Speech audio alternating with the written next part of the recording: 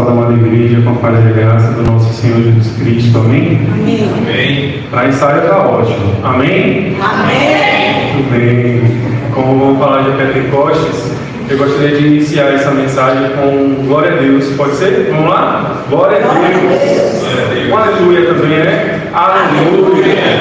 Porque são as formas, né, da gente se expressar dentro da questão pentecostal. Eu que venho de um contexto assembleano também, né, então vivi muito essa experiência, inclusive em vigílias também, né, participei de vigílias também, e super acredito na questão pentecostal de que se a gente buscar por esse Espírito Santo, se a gente busca, a gente encontra de forma sobrenatural, também no nosso dia a dia, nos momentos que a gente está também mais no cotidiano, a gente encontra também o Espírito Santo, mas acredito muito nessa força também da busca, né? De retiros também, que eu fiz parte durante minha época assim, com outras denominações, em retiros espirituais em que a gente se dedicava aquele tempo ali para busca constante, né? Todos os dias estar ali no acampamento, pela manhã orando muito, pela tarde também, pela noite. Tinha os momentos de lazer também, de ir para a piscina e tal, mas também era aquele momento de busca constante. Então, para mim, aquilo foi muito bom, né? Eu vivi experiências maravilhosas também, de sentir com muita força a presença do Espírito Santo, de me derramar, assim, sabe, de ficar extremamente emocionado, de ficar extremamente ali contrito com relação ao coração a Deus, né? E quando a pastora Camila me falou dessa oportunidade de estar aqui, com a Nilza também, a Vera, que aí me deu apoio, eu fiquei pensando e grato também pela oportunidade de falar sobre isso, porque é uma honra, né, poder falar sobre um momento tão crucial na questão do cristianismo, do evangelho, que é quando Jesus morre, ressuscita e deixa ali o seu Espírito, né, com os seus apóstolos, com os discípulos, né, formando ali o período da igreja, quando se inicia a igreja de Jesus. O cristianismo, de fato, começa a acontecer ali, porque era um período que anteriormente os primeiros cristãos, né, após a morte e ressurreição de Jesus, eles se reuniam em casas, né, viviam em casas, e o momento de Pentecostes é quando o Espírito de Jesus ele se manifesta ali presente naquele lugar, né? E aí faz com que as pessoas elas consigam dialogar com uma única língua, uma única forma de agir ali entre eles. E esse sopro do Espírito Santo é derramado sobre a igreja e é o que faz com que a gente se mantenha hoje em igreja também. Assim, se a gente está aqui hoje falando sobre o amor de Deus, reunidos em igreja, é porque houve naquele tempo um período em que a igreja se reunia, porém era em casas, em locais menos formais, mas não deixava de ter ali a presença do Espírito Santo, né, que é o mais importante. Daí a gente chama atenção para a questão do lugar, de que o lugar não importa, mas o que importa é a presença de cada um de nós no lugar, que faz diferença, né? E esse Espírito Santo, ele requer o que? Busca constante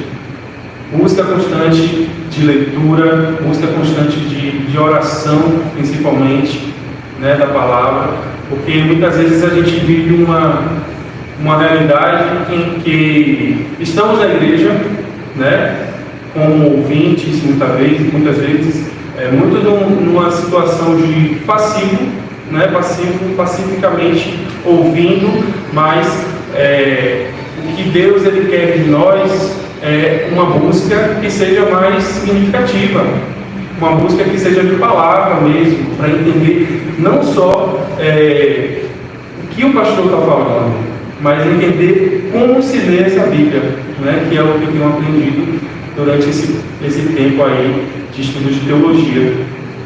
O que tem feito muita diferença realmente na minha vida, o que tem esclarecido muito na minha vida, eu tenho sido muito grato a Deus também por isso, porque só agora eu consegui compreender basicamente a relação que existe do Antigo Testamento com o Novo Testamento. Por que existe o Novo Testamento? Já que a Bíblia é sobre Jesus, né? E a teologia ela vai nos explicar que anteriormente à vinda de Jesus já existiam coisas ali para que essa chegada de Jesus acontecesse e fosse da forma como foi, né? E aí o tema dessa mensagem é o sopro do Espírito Santo em Pentecostes, né? De como essa vinda e essa chegada do Espírito Santo chegou até nós.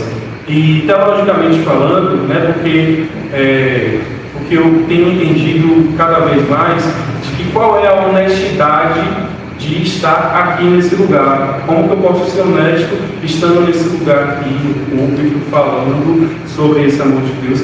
É ter a honestidade de falar teologicamente sobre o assunto, de ensinar. É muito mais sobre chegar aqui e ensinar como se interpreta, basicamente, como se lê, como podemos iniciar o estudo bíblico, né? E aí, a priori, o livro de Atos, existem outros livros que vão falar também sobre essa chegada do Espírito Santo, mas em Atos 2 é o momento mais crucial, mais específico mesmo, para falar sobre esse assunto. O livro de Atos, ele é conhecido como o livro de Atos dos Apóstolos, porque foram os atos, basicamente, dos apóstolos após essa chegada do Espírito Santo, que permaneceu ali com os apóstolos mais ou menos cerca de 40 dias, mesmo após a sua ressurreição. Jesus esteve com essas pessoas, né, orientando ali como seria a igreja. Então, Atos dos Apóstolos, ele faz parte do Novo Testamento, só para a gente se situar, né? E narra a história da igreja cristã após a ascensão de Jesus. Então é basicamente a história da igreja e o que devemos fazer enquanto igrejas, que é o que? Sermos pregadores do Evangelho de Jesus de Nazaré. Esse é o nosso papel, fazer com que essa palavra de Deus ela seja compartilhada. Então não é só sobre a gente viver uma vida espiritual, buscando a palavra de Deus em casa e orando, isso é muito bom também, mas é sobre também um compartilhamento. É tipo assim, não fique só para você, né? Não fique só para você aquela mensagem que tem transformado o seu coração, mas busque compartilhar também com as pessoas, busque falar desse amor de Deus. E mais do que isso seja esse exemplo vivo do Evangelho. Então, pregar o Evangelho, muitas vezes, a gente pode pregar o Evangelho calado, né? Calado, sendo exemplo, com as nossas ações, porque é muito mais sobre ações do que palavras, é sobre o que a gente pode fazer na prática, no dia a dia, sobre primeiramente, né, a nossa família, da gente buscar ser esse exemplo na nossa família, com nossos irmãos, nossos parentes, mas também no nosso trabalho, mas também com os irmãos na igreja. Em todo lugar que a gente for, a gente pensar que ser essa igreja de Jesus estabelecida não é só estar nesse espaço físico, não é só esse momento de vir à igreja ao domingo e ficar ali orando, meditando, mas é fazer da nossa vida uma busca constante dessa palavra, né? E aí, normalmente, quando eu vou falar sobre o Evangelho, assim, para alguém que eu posso falar, porque hoje em dia é muito complicado ainda também, na escola, por exemplo, que não é o lugar, mais ou menos, para falar sobre o Evangelho, mas às vezes a gente acaba falando para aqueles alunos que não são evangélicos e em algum momento eu tenho uma troca com eles. Então, para mim, começar pelo livro de João é muito bom, porque o livro de João, ele vai falar acerca de um Jesus muito amoroso, né? O livro de João nos Evangelhos vai fazer com que a gente compreenda Jesus na perspectiva do amor, que é tão sublime, e isso vai nos dando curiosidade para entender o que é que Lucas disse também, o que é que João disse também, o que é que Mateus e Marcos disseram também a respeito desse Jesus dos Evangelhos, né? Então, e aí depois que compreender tudo isso, eu acho que podemos ir para o Antigo Testamento para entender como se formou aquilo ali. Foi basicamente esse roteiro que eu tenho feito, né? E eu gostei muito, porque se eu começasse de Gênesis a Apocalipse, talvez eu lá em Gênesis achar que é um Deus que mata um Deus ruim, um Deus punidor, um Deus que mandou matar a própria humanidade que ele fez. Depois ele se arrepende com a Arca de Noé, Deus ele reconstitui tudo novamente. Então fica uma coisa bem, talvez, pejorativa a respeito de Deus, né? De Yahvé. Por isso que é interessante a gente iniciar pelo livro de João, né? É uma dica. E aí, o que acontece? Esse livro de Atos, ele foi escrito por Lucas, né? Lucas ele foi um escritor, ele foi uma pessoa muito detalhada naquilo que ele estava fazendo, né? De todos os apóstolos ali, de todas as pessoas que escreveram os evangelhos, Lucas é aquele que se preocupou mais ainda com os detalhes da vida de Jesus, porque é muito difícil entender em relação à exegese o que realmente Jesus disse nesses contextos. Daí a necessidade da gente fazer a exegese, da gente ir analisar mais criticamente mesmo, para a gente não viver um fundamentalismo, que é uma leitura superficial, né, da Bíblia, e muitas vezes vai seguindo aleatoriamente. E é basicamente isso que acontece nas igrejas neopentecostais, né? Porque o que é que esse movimento pentecostal, né, fez? Né? O movimento pentecostal ele foi maravilhoso, né, no momento pós-igreja e nos dias atuais.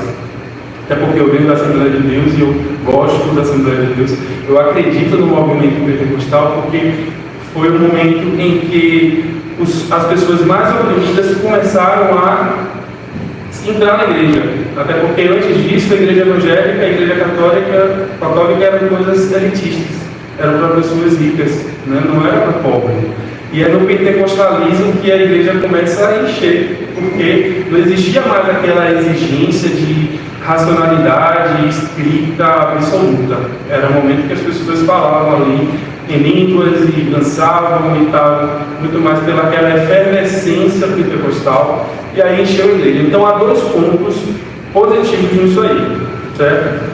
Primeiro que é a igreja que acolhe as pessoas mais pobres, que eu acho que isso faz todo sentido com o Evangelho de Jesus de Nazaré, é o que realmente eu acredito que a gente precisa favorecer essas pessoas. Mas o problema é o que veio depois. O problema é que o neopentecostalismo, né, que é o momento que vem depois, acaba distorcendo muito. Então foi uma corrente que surgiu e que se preocupou muito mais com essa efervescência pentecostal, que é só o momento de dançar e de falar em línguas e de colocar muitas vezes louvores, excessivamente louvor o tempo inteiro. As pessoas vão dançar e daqui a pouco elas estão em transe e daqui a pouco elas estão...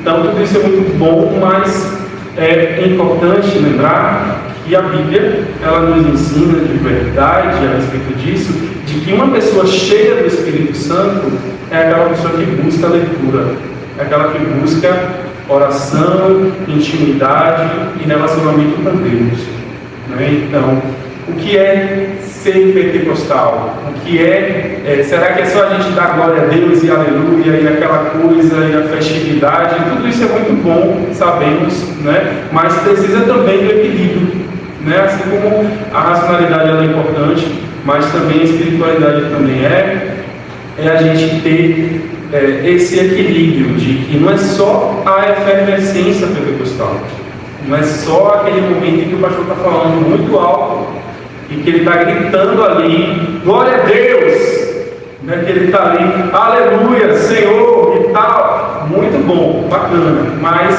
é a gente ter aquela noção de que biblicamente a Bíblia vai dizer que estar cheio desse Espírito Santo é essa busca incessante, essa busca de estar em casa e ler a Bíblia, pelo menos 30 minutos do seu dia que você dedicar a ler na sua manhã, fazer um devocional, né? Pelo menos 30 minutos, 1 hora, e meditar, e assim, orar a Deus, né? Acho que eu oro a Deus constantemente, às vezes até em situações, né? Estou dirigindo, na escola também, situações que eu vejo, a oração ela está ali comigo o tempo inteiro.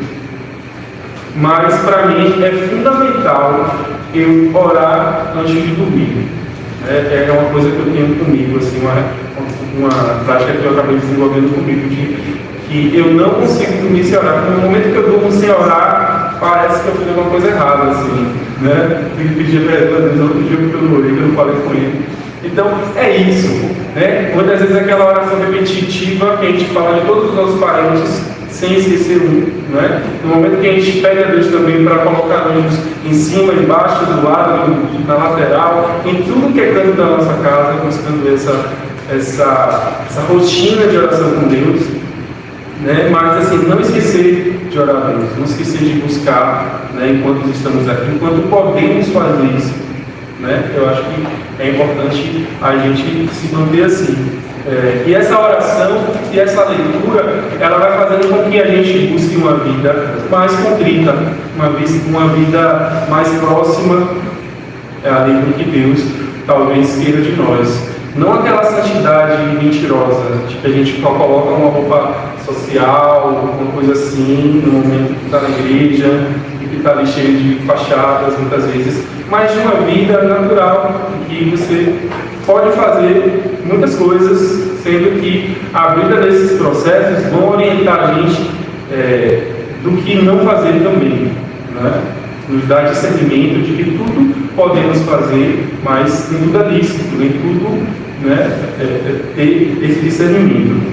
Então eu gostaria agora de fazer uma leitura, a irmã Luísa fez a leitura, mas eu vou fazer uma leitura agora contextualizada, porque eu tenho aprendido cada vez mais que estar aqui fazendo isso aqui é pegar a palavra para fazer. Aquela pessoa, o mensageiro que está aqui contando da vida dele pessoal, que está aqui enchendo um tempo no espaço, talvez não esteja muito de acordo. E o que é de acordo é a gente ler e tentar interpretar e dizendo também para a igreja, para que a igreja também tenha a sua interpretação, e nesse processo a gente vai compartilhando, né, dessa mensagem, do que cada um também tem por visão de mundo, cada um tem por visão também da palavra, né, e ter um pouco também de paciência, ser honesto também, de não sabemos tudo, né, o que a gente vai fazer é compartilhar um pouco o que nós sabemos, e tenho visto que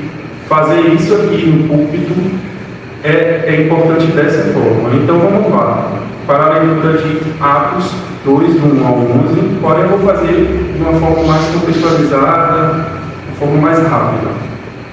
E diz o seguinte, no versículo 1: E cumprindo-se o dia de Pentecostes, estavam todos concordemente no mesmo lugar. Até aqui, não é só para a gente fazer uma observação, quando se fala que Deus ele veio em forma de Espírito, né, Jesus, para as pessoas, fazendo com que as pessoas vivessem aquele avivamento, as pessoas estavam concordemente no mesmo lugar. E o que seria esse concordemente no mesmo lugar? Estavam todos concordando, estávamos todos em união, em unidade.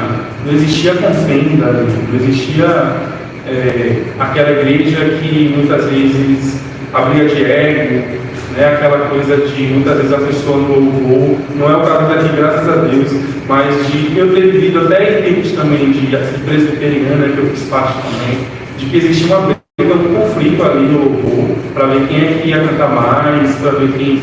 Tinha gente até que abaixava o microfone das outras pessoas também, para que aquela pessoa não era saísse. Então, tantas coisas assim que a gente fica vendo, gente, Jesus está ensinando uma coisa tão simples, né? Que vocês vivam concordemente, e aí a gente vai ver nessas relações humanas que está para a gente, que é ser humano, essas pequenas disputas, né? Quando na verdade no reino de Deus, quando não estivermos mais nesse plano, estaremos no reino de Deus todos com o mesmo direito, com o mesmo lugar, em igualdade. E aí no versículo 2 vai dizer: E de repente veio do céu um som, como de um vento veemente e impetuoso, e encheu toda a casa em que estavam assentados. Ou seja, esse Espírito encheu toda a casa que estava assentada. Não disse assim, você que vai falar em línguas, é só aquela pessoa que está com a vida diante do altar. Aquela vida que a pessoa não está fazendo nada de errado, aquela pessoa é santa, aquela... Não, o Espírito veio sobre todas as pessoas, né? Então, da gente também trabalhar um pouco essa coisa de não ficar olhando para a vida do colega, do vizinho, se está seguindo ou não, porque só Deus ele pode mudar a realidade das pessoas, né? Assim como a minha também, que durante 11 anos que fiquei afastado também da igreja, não imaginei que eu estivesse nesse momento fazendo isso aqui agora, né? E para mim tem sido muito gratificante de agradecer mesmo a Deus por ter me tirado de situações que eu poderia não estar muito bem, até mentalmente também, psicologicamente, né? Então, após a ressurreição de Jesus, como eu falei, a igreja se reunia em casas, né, os primeiros cristãos. Todos os dias eles se reuniam para orar e meditar na palavra, guardando as promessas de que Cristo havia feito sobre revestimento de poder do Espírito Santo. Então, esse revestimento do Espírito Santo acontecia porque essas pessoas estavam ali guardando as promessas de Deus, esperando o tempo de Deus, que não o nosso, né? E orando e meditando, né? Muitas vezes a gente pede uma bênção a Deus e aí essa bênção não chega no momento que a gente espera e a gente fica decepcionado, a gente fica de mal com Deus, né? Então é muito importante que a gente entenda que o tempo de Deus não é o nosso, né? O nosso tempo, o tempo de Deus é no tempo que Ele quiser e cabe a gente, como servos de Deus, né? Estarmos ali aguardando com paciência, né? Com fé e com certeza. Aquela pessoa que espera com fé, as coisas acontecem. Eu tenho certeza disso, que a fé ela faz toda a diferença. Então, os apóstolos, e quem é que estavam esperando ali no caso, foram os apóstolos de Jesus, após a sua morte e ressurreição, né? O que é que aconteceu depois ali? Depois que Jesus morre, ressuscita, e aí as pessoas ficam como? Elas ficam sendo orientadas pelo próprio Espírito Santo de como iniciar a sua igreja, né? Então, essa história realmente é muito bonita, porque diz respeito de nós também, estamos aqui porque somos continuidade dessa igreja, né? Século I lá, né? Tanto tempo, né? Então, revestir-se de poder é buscar disciplina para ler a Bíblia e orar, buscar um relacionamento com Deus. Então, assim, nada contra as igrejas pentecostais que estão lá fazendo aquela efervescência, aquele momento em que as pessoas estão rodando, dançando, mas muito bacana porque isso a pessoa não requer uma leitura. Então, se você quer encher a igreja, talvez se você fizer um espetáculo, né, você vai encher a igreja. Mas aprofundamento bíblico, infelizmente, essas igrejas neopentecostais não se preocupam com isso, né? Os próprios líderes espirituais, os pastores dessa igreja, não estão muito preocupados em ensinar como se lê essa Bíblia, né?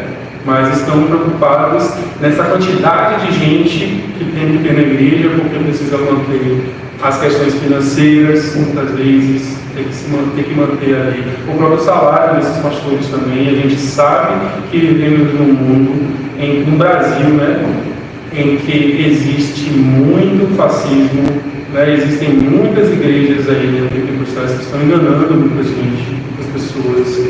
Né? Não significa que Deus não esteja lá. Quem somos nós para dizer que Deus não está lá? Mas eu acredito muito mais no poder de Deus que está na vida dos fiéis que estão ali, que possam estar sendo alienados por aqueles religiosos, mas pela misericórdia de Deus, e acho que pela fé dessas pessoas essa coisa acontece. Até porque minha mãe uma vez, ela até foi na Igreja Universal, aquela na igreja, a Catedral da Fé que tem aqui em Guatemi. Não estou fazendo a propaganda da igreja, pelo contrário. Minha mãe foi lá porque meu irmão ele era segurança de lá, ele era policial e também fazia segurança da igreja. E muitas críticas realmente eu tinha desde aquele tempo mesmo, porque eu não conseguia entender o que o pastor está falando, porque ele estava só, glória a Deus, aleluia, e aquela coisa para fazer as pessoas não dormirem, não pensarem, tipo, não entrar no WhatsApp, por exemplo, não ficar ali distraída. Então, eu acho que é muito mais sobre a gente buscar a atenção das pessoas pela verdade do que estamos falando, do que simplesmente gritar, né? Então, eu venho dessa origem muito pentecostal, mas eu me identifico com a Igreja Batista também por acreditar mais nessa honestidade mesmo, de que a gente pode sim vibrar, dançar, celebrar, mas temos que ter esse equilíbrio, de que não é só a efervescência pentecostal, mas é principalmente a busca pela leitura da palavra, de entender o que é que Jesus está ali querendo nos ensinar, e essa oração constante, que é a busca pelo Espírito Santo, é a busca pelo relacionamento com Deus, e é ali, naqueles momentos, que Ele vai falando com a gente, e vai nos dando discernimento para viver nesse mundo que a gente vive tão difícil. Né? Então, continuando a leitura, foram vistas por eles línguas repartidas, como de fogo, as quais pousaram sobre cada um deles. Né? E todos foram cheios do Espírito Santo e começaram a falar noutras línguas, conforme o Espírito lhe concediam que falassem.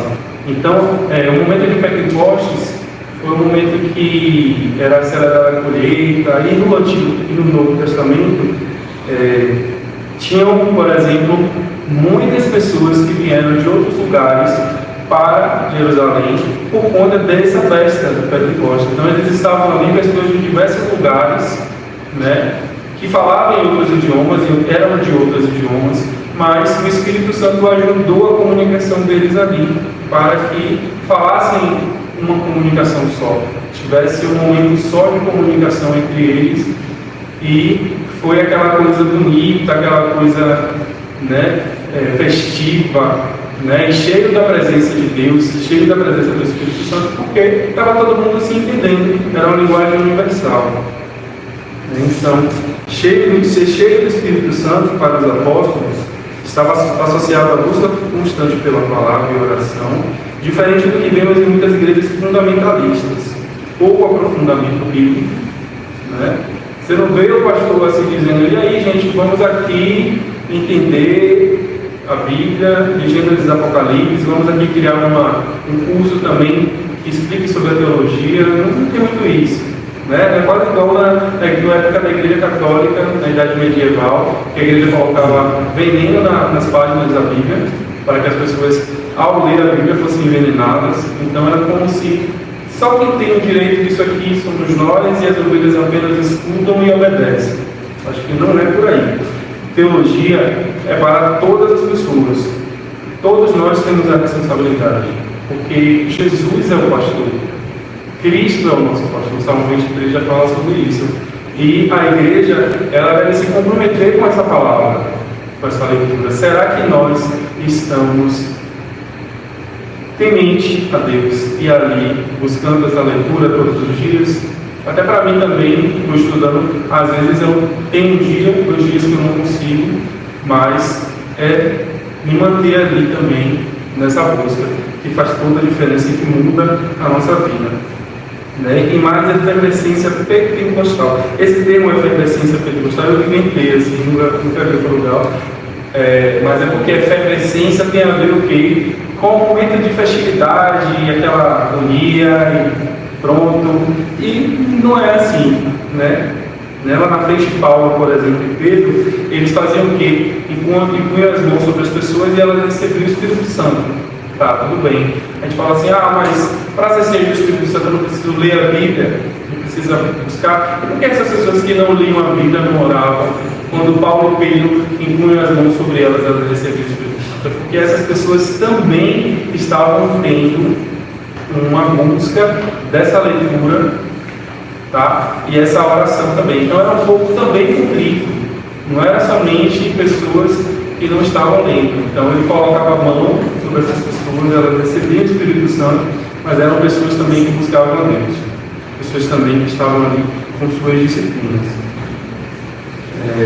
Então é um povo apegado também ao ensino, certo? Um povo apegado à comunhão, certo? Um povo apegado à oração, um povo que temia a Deus, ou seja, um povo em unidade. O Espírito Santo é derramado sobre um povo que está unido. Então, será que nós estamos unidos enquanto igreja? Né? Gosto dessa igreja, acho muito bom. A gente sim está em unidade, a gente busca estar sempre, né, nos grupos de oração mesmo, as pessoas sempre ali se preocupando com o estado de saúde do outro. Eu vejo essa busca aqui, mas eu acho que a gente pode fazer isso ainda mais. A gente pode buscar cada vez mais essa unidade, né, de se preocupar mesmo, de visitar as pessoas, né, ter essa compaixão. Então, o Espírito Santo não se derrama aonde tem divisão, né, nos lugares em que tem contendas, e tem aquelas pessoas que adoram, por exemplo, muita fofoca. Às vezes uma fofoquinha aqui está tudo bem, menos mal. Mas aquelas pessoas que só vivem assim, gente, aí a gente começa a notar que é um problema.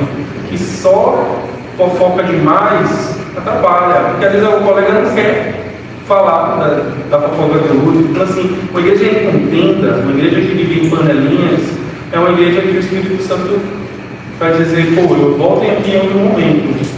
Quando vocês entenderem que é sobre buscar essa unidade, é sobre amar o seu próximo, que é o mandamento mais importante que Jesus nos ensina, né? Amar a Deus e ao próximo, como a ti mesmo, está se referindo também ao próximo como Deus, né? Ou seja, ame o próximo porque Deus também está no próximo. Então é quase que um mandamento só, né? Quando a gente entende que somos imagem e semelhança de Cristo, a gente amar o outro, o próximo, como Deus nos ama. Né? Por mais utópico que isso possa parecer, por mais difícil que isso possa parecer também, mas aquelas intrigas, ou aquele mal entendido que muitas vezes com um irmão, com um colega, a gente teve, buscar diálogo, né? Às vezes resolve e é muito importante, né? Então, ou seja, se queremos um verdadeiro avivamento, precisamos viver em unidade, como ensinado pelos primeiros cristãos. Sabe o que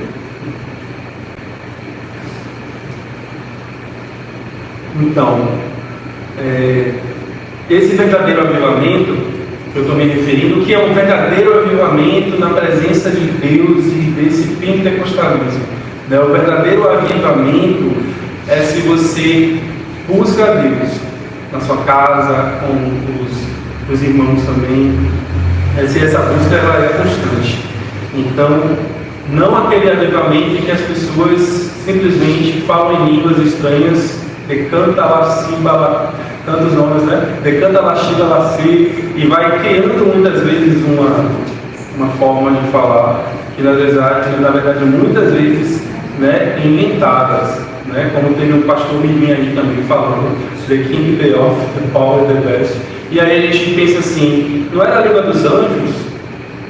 Não eram línguas estranhas? Aí a pessoa está falando inglês e está todo mundo assim, né? E aí, gente, onde é que está realmente, de fato, esse avivamento verdadeiro? Então, o verdadeiro avivamento é se você faz essa busca constante, e aí o Espírito Santo ele vai estar com você, ele vai te orientar, ele vai te encher, né, da presença dele.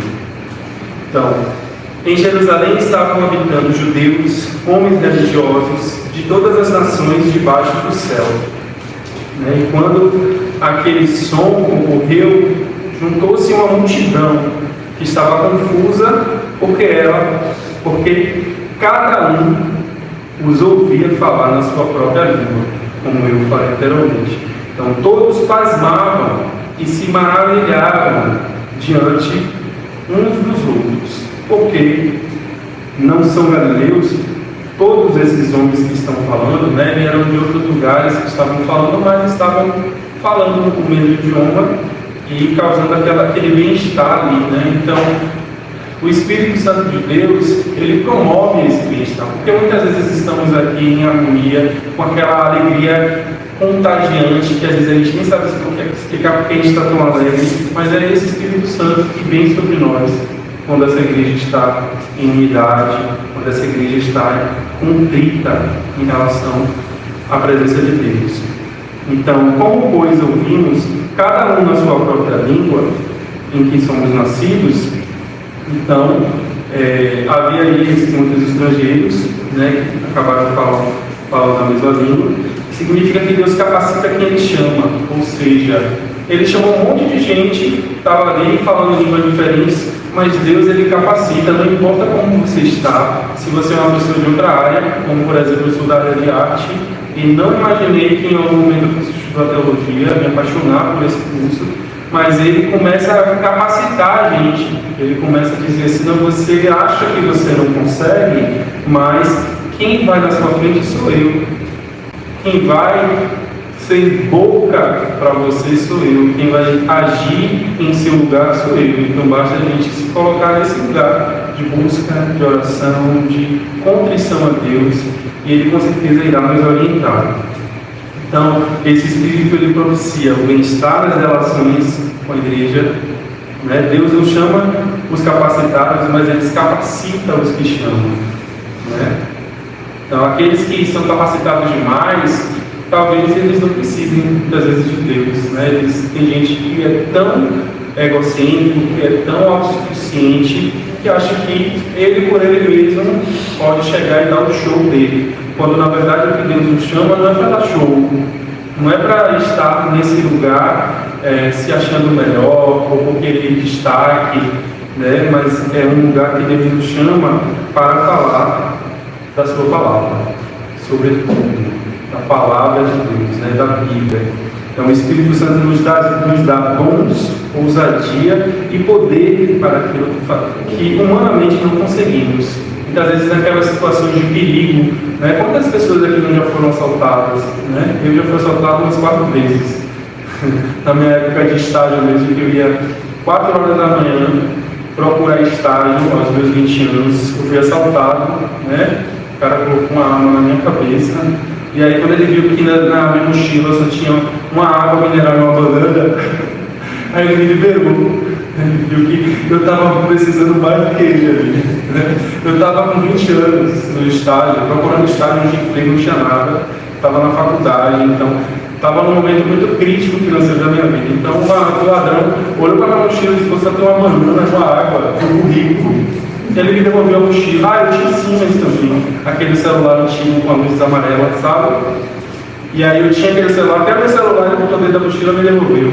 E aí eu, glória a Deus, porque era tudo que eu tinha, né? Então Deus ele faz o quê? Ele nos dá ousadia, ele nos protege também. Mas a gente, por que eu fui livrado assim? É Deus, é o Espírito Santo que pagou com a gente.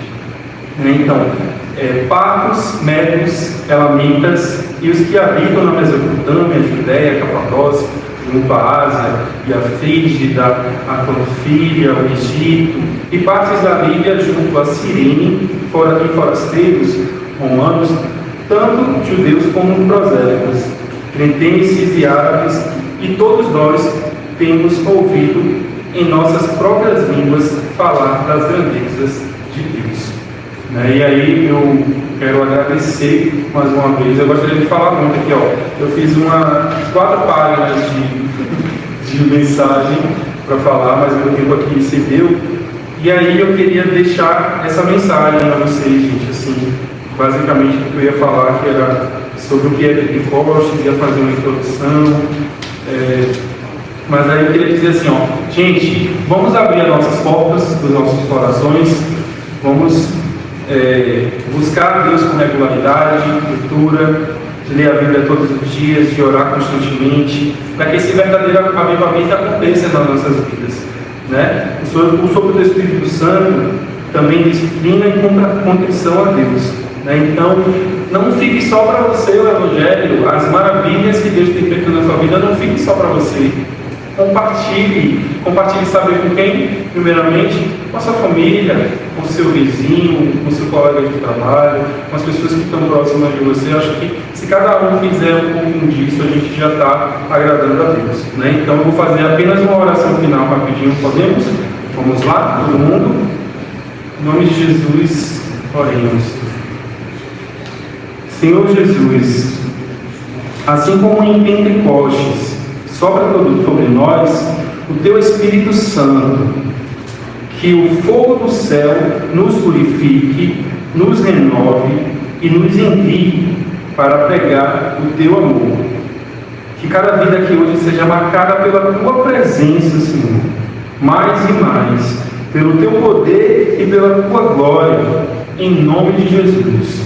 Amém.